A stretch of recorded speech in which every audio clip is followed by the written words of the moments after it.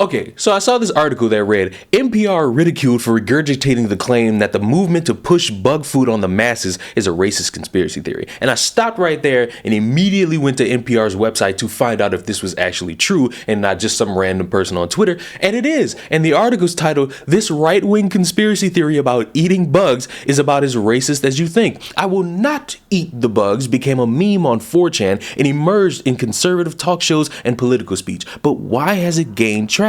In this week's Code Switch, Gene Demby, an NPR reporter name I cannot pronounce and will not try to, dive into the sprawling conspiracy theory behind it. Proponents of the theory lean on the anti-Semitic trope that global elites have a plot to control the masses, in this case under the guise of climate change solutions by forcing people to eat bugs. And it's a 33-minute interview or radio show, which, yes, I listened to, and I could boil it down just like this. The people who are being named Alex Jones, the Ben Shapiro's, some Greek, Dutch, weird person speaking a language that I can't pronounce. All these people are talking about different things and also adding the bug eating concept to it. And the game of this radio show is to say, hey, these people are making this thing trend, so you shouldn't take it seriously because they're just a bunch of right-wing conspiracy theory nuts. And at first, I thought maybe they have a point. But then I thought to myself, and I said, how is it that these people are only painting it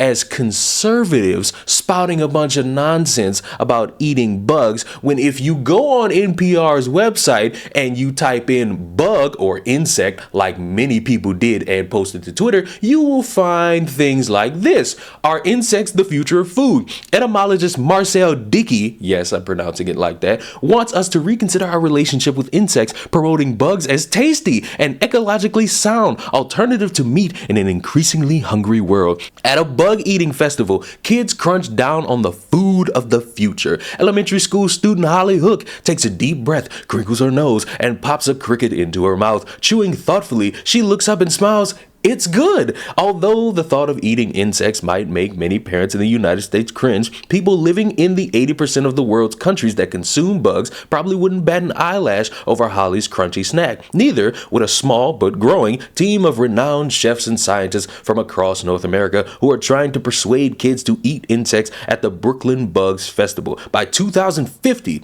there will be more than 9 billion people on the planet, and the United Nations estimates that to feed everyone, sustainable food production will have to increase by 70%, and bugs will need to be a critical source of protein. Your ancestors probably ate insects, so what's bugging you? Grossed out by that maggot squirming in your apple? Your ancestors weren't. In fact, they probably would have popped the offending critter into their mouths and relished in its savory flavor. Maybe it's time to swap burgers for bugs. Yes, we talk a lot about eating bugs here at The Salt. We know because some of you have complained about it. But insect cuisine isn't just a crazy fad for Bay Area and Dutch foodies or for Israelis plagued by locusts. In a report out this week, the UN's agriculture arm makes the case for why insects should be an option for dinner. The Food and Agriculture Organization has been pondering bugs as protein source since 2003. But in a new report, the agency argues that insects might be essential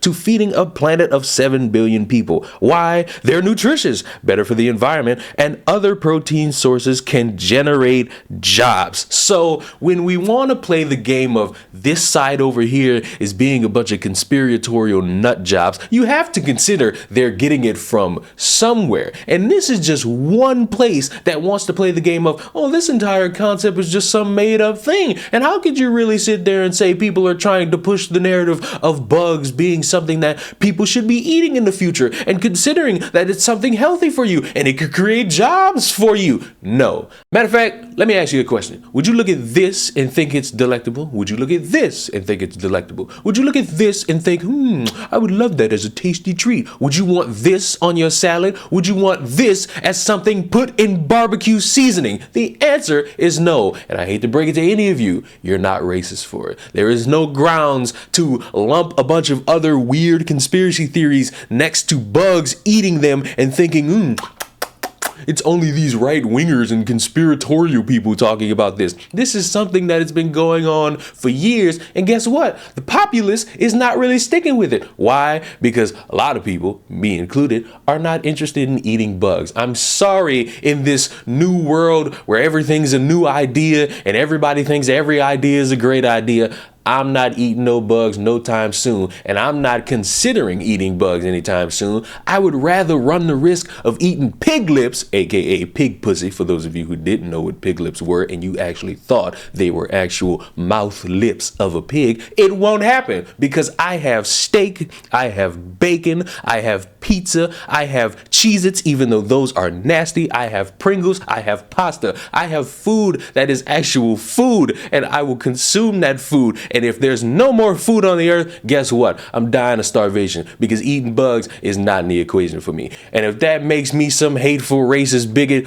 cool. I've been called worse for less. Subscribe to the channel. I would love to know if any of you are eating bugs in the near future and if you will enjoy them and you will say they're oh so good. I will see y'all in the next one. Goodbye.